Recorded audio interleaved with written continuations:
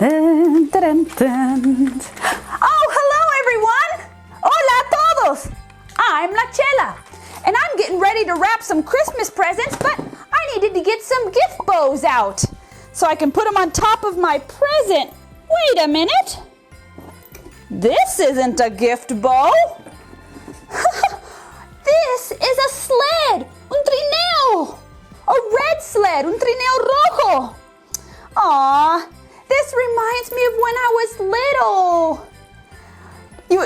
We would sit up on the sled, maybe one or two or sometimes three of us, and someone would hold onto the rope, and when we pulled the rope this way, the sled would go that way. When we pulled the rope that way, it went that way. Or if you were going sledding by yourself, you could lay on your tummy and you would grab hold of the handles and then you could steer with the handles.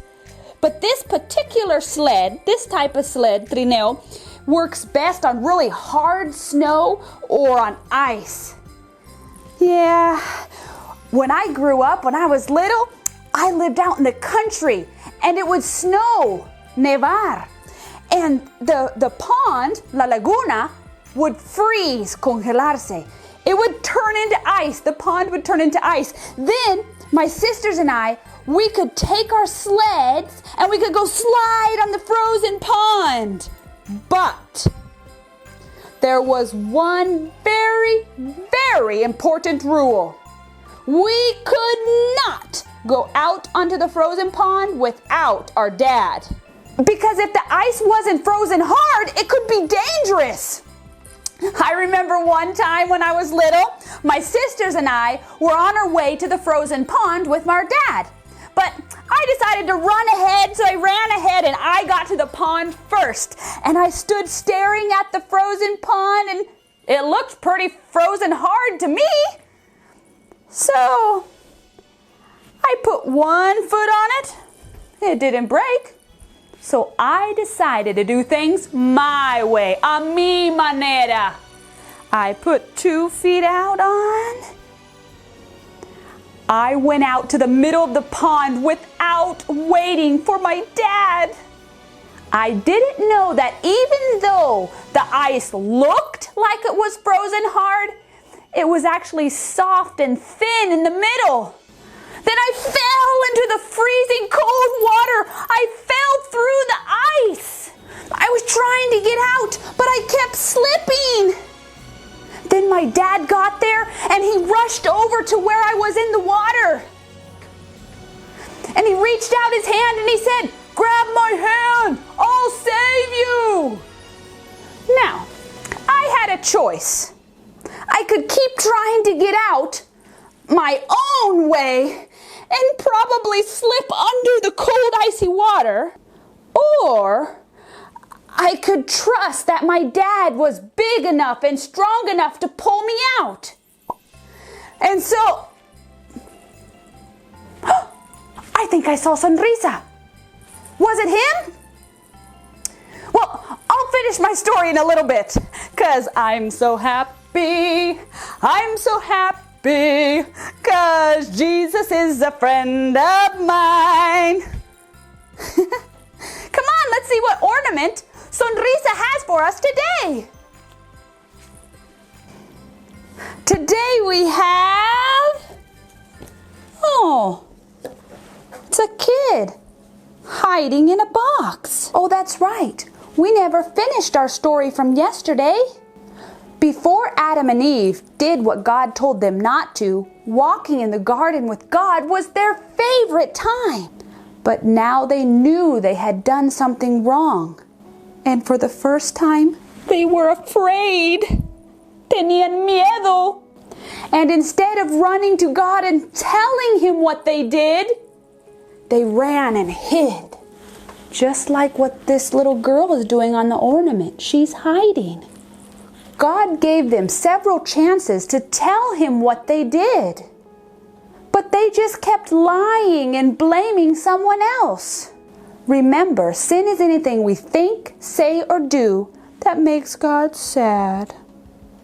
And sin always ruins everything.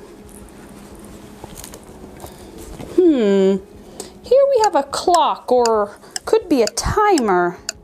Has your parents ever said to you, if you hit your sister, you'll get a timeout? Well, the rule is don't hit your sister. The punishment is you'll get timeout. God told Adam and Eve when he first put them in the garden not to eat of the tree in the middle of the garden or they will die. So the rule was do not eat from the tree, and the punishment was you will die. But they didn't die right away. Oh, here we have like a judge. I declare guilty, not guilty. Un martillo, a hammer. So what happened? Did God just ignore what they did? Did he forget about their punishment? No, God must punish all wrong. Because God is perfect, which means he always does everything right. And that means he punishes each wrong with just the right amount of punishment. It's never too much and it's never too little. Because God always does everything right. Right now we have, oh, this is a coffin. This is where we put someone when they have died. Death is horrible and sad. God told Adam and Eve, because they had done wrong, now one day their bodies would stop working and they would die. In our time, when someone dies, a friend or someone we know dies, that means they go away and they're separated from us. They're gone. When Adam and Eve decided to join Satan's team, they were separated, taken away from their best friend God. They could no longer be with him. God cannot be near sin, and now Adam and Eve had sin, so they had to be separated from God.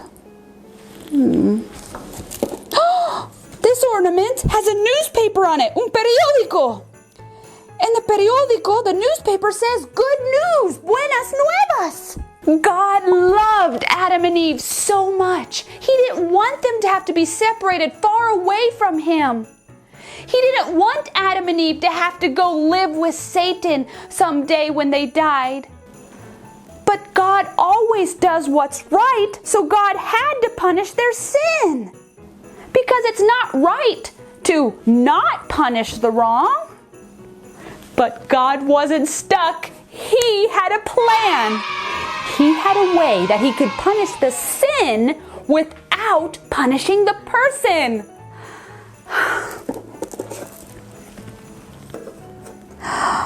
Look, it's somebody helping someone like my dad was reaching out his hand to me.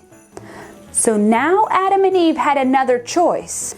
They could trust that God was big enough, strong enough to save them from the punishment of their sin, or they could just keep doing things their own way. That's just like me when I fell into that hole and I was trying to get out of myself. I had a choice. I could trust that my dad was big enough and strong enough to pull me out of the icy water, or I could keep doing it my own way. But I did trust my dad. So I reached out my hand and he pulled me out of that icy cold water. He saved me. God promised Adam and Eve that his plan would save them from the punishment of their sin and to keep them from having to be with Satan one day. That is very good news. And knowing that God had a plan to save Adam and Eve from their punishment brings us one day closer to learning what Christmas is really about. Come back tomorrow and we'll finish the story. Goodbye.